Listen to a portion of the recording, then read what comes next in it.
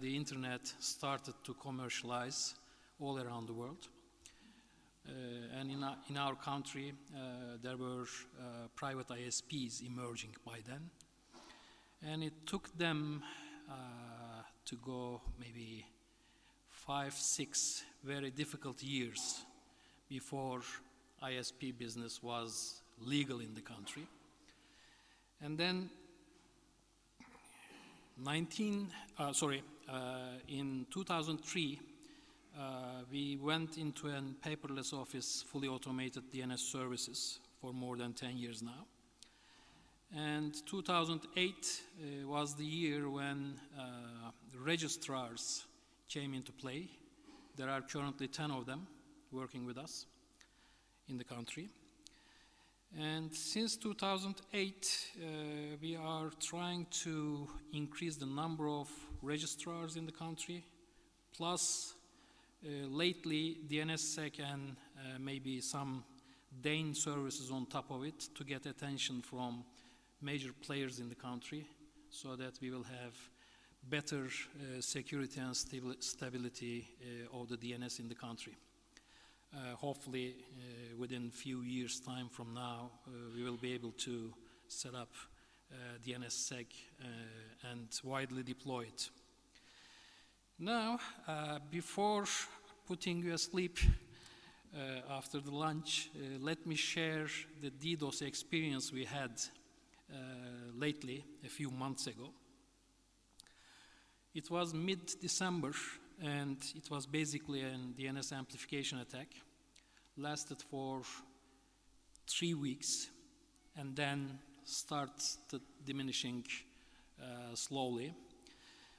It was first targeted to our 6 NS servers in 5 different locations, and was quite harsh. At one time, at one ISP, 220 gigabits per second traffic was observed. Unfortunately, there were no synchronized picture of the attack history due to coordination or miscoordination, whatever you call it. Maybe it's the same all over the world, but we have 3 basic major operators and then maybe 10 or more second-level operators in the country. And that 220 gigabits per second was observed in one of the first-level ISPs in the country. What we have done is just to try to enlarge the surface of the attack to increase the number of DNS servers as a first instinctive reaction to that. However, the attackers were highly adaptive to our defense, and with the help of our upstream operators, whichever piece of rule has been coded, it was maybe half an hour later, the attack profile, the pattern has changed. So it looked to us that it was quite adaptive team of attackers. What we observed that might be valuable to the community is almost no ingress-egress filtering at the ISPs and organizational levels in the country, because all the spoofed IPs were directly coming to us without any filtration. And 25% of the attack was from within the country.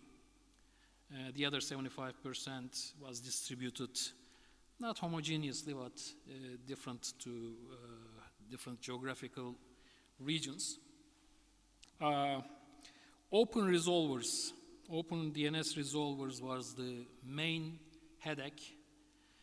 8% of our 50,000 NS servers, registered NS servers in our database, registry database, 8% makes it nearly 4,000 open DNS resolvers attacking to us. What else? Apart from the technical side, we have learned a major lesson which is the effective communication